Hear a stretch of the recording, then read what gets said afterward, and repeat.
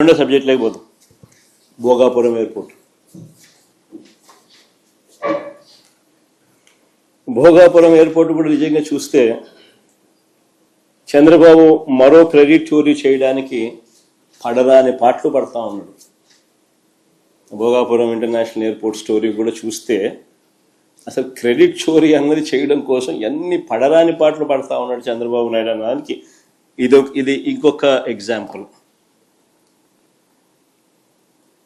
వాస్తవంగా చంద్రబాబు నాయుడు గారు ఈ భోగాపురం ఎయిర్పోర్ట్ ఇంటర్నేషనల్ ఎయిర్పోర్ట్ పేరుతో పెద్ద ఎత్తున భూదోపిడీకి ప్లాన్ చేసినాడు ఈ పెద్ద మనిషి ఆయన హయాంలో. మీ అందరికీ కూడా గుర్తుండే ఉంటుంది, 2014 నుంచి 19 మధ్యలో ఆయన ముఖ్యమంత్రిగా ఉన్నప్పుడు మొదట ఈ ఎయిర్పోర్ట్కు 15,000 ఎకరాలు కావాలన్నాడు. అందరూ గుర్తుండే ఉంటుంది. ఎయిర్పోర్ట్ కేంద్రానైనా 15,000 ఎకరాలు ఏంద్రానైనా అని చెప్పి ప్రజలు విస్తుపోయినారు. తర్వాత 5,000 ఎకరాలు అన్నాడు.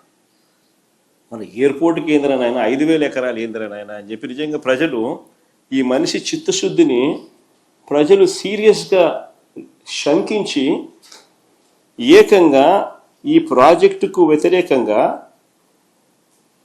130 కోర్టు కేసులు ఫైల్ అయినాయి.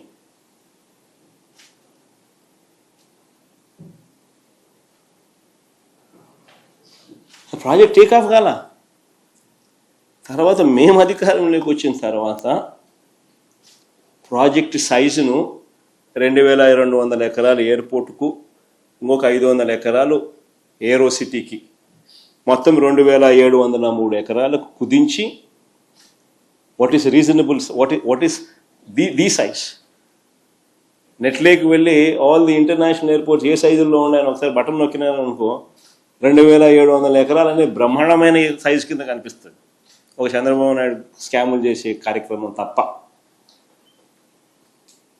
మేము ఏరో సిటీకి ఒక 500 ఎకరాలు, 2,200 ఎకరాలు ఎయిర్పోర్టుకు కుదించి అడుగులు వేగంగా ముందుకు వేయగలిగాం. ప్రతి రైతుకు కాన్ఫిడెన్స్ ఇవ్వగలిగినాం. మొత్తం 130 కేసులు కోర్టులో ఉన్నటి సాల్వ్ చేయగలిగినాం. సాల్వ్ చేసి భూసేకరణ పూర్తి చేసి 3 గ్రామాలలో సుమారు 400 కుటుంబాలను తరలించి దాదాపుగా 960 కోట్ల రూపాయలు ఖర్చు చేసి ల్యాండ్ అక్విజిషన్ పూర్తి చేసినాం. 960 కోట్ల రూపాయలు ఖర్చు చేసినాం. టైం పెట్టినాం, ఎనర్జీ పెట్టినాం, కోర్టు కేసులు సాల్వ్ చేసినాం. 3 గ్రామాలలో 400 కుటుంబాలను తరలించి వాళ్ళకి కాలనీ కట్టినాం.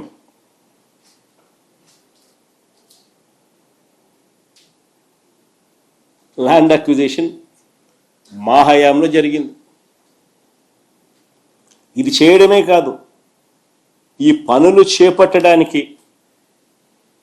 తనకు సంబంధించిన మంత్రి అశోక్ గజపతిరాజు గారు ఆ రోజు కేంద్రంలో సివిల్ ఏవియేషన్ మంత్రిగా ఉన్నా కూడా చంద్రబాబు గారి ప్రభుత్వం పర్మిషన్స్, ఎన్ఓసీలు కూడా కేంద్రం నుంచి తెచ్చుకోలేకపోయారు. ఇది కూడా వాస్తవం. విశాఖపట్నంలో డిఫెన్స్ ఎస్టాబ్లిష్మెంట్స్ చాలా ఉన్నాయి.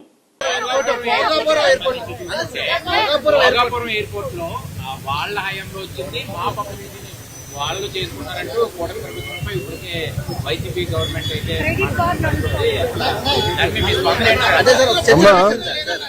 ఒక మాట చెప్పాలి. క్రెడిట్ కోసం మేము ఇక్కడ ఎవరు పోరాడట్లేదు. పని చేసేదానికి, ప్రజలకి పెద్ద ఎత్తున ఉద్యోగాలు, ఉపాధి కల్పించడానికి మేము అహర్నిశలు కష్టపడుతున్నాము. దయచేసి అది గుర్తుపెట్టుకోండి. ఇదే జగన్మోహన్ రెడ్డి గారు ఆనాడు ఏం చెప్పారు? ఎర్ర బస్సు రాని ఊరికి ఎయిర్పోర్ట్ అవసరమా అని చెప్పారా లేదా? వీడియో మీరు చూసారా లేదా? మళ్ళీ ఇప్పుడు ఆయన వచ్చి అన్ని మాటలు మాడితే ఎంతవరకు న్యాయం? నంబర్ 1.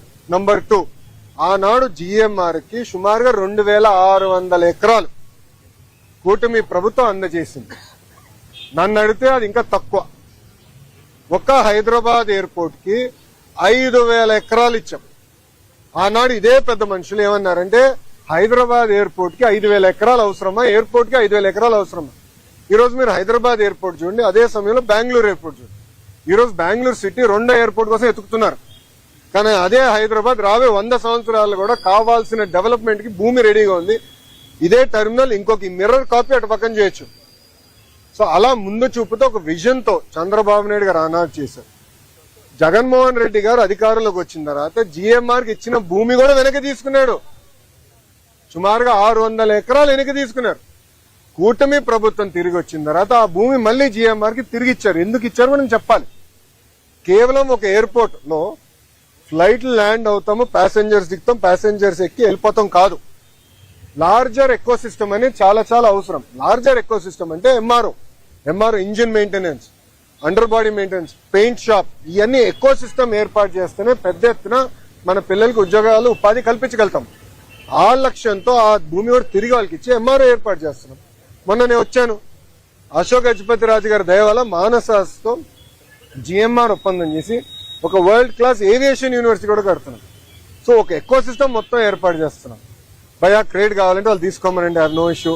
దాంతో పాటు పీపీఎల్ రద్దు చేసామని క్రెడిట్ తీసుకోమనండి. అమర్ రాజని ఆంధ్ర రాష్ట్రం తరిమేసామని క్రెడిట్ తీసుకోమనండి. ఆనాడు అనేక కంపెనీల పైన లేబర్ అని, మన పొల్యూషన్ అని, అంతెందుకు మా అధ్యక్షులు వాళ్ళకి కమర్షియల్ కాంప్లెక్స్ అన్ని పర్మిషన్లు ఉన్నా కూడా పగలగొట్టారు కదా, ఆ క్రెడిట్ కూడా తీసుకోమని భయ్, నో ప్రాబ్లం. చెప్పమ్మా, లేడీస్ ఫస్ట్.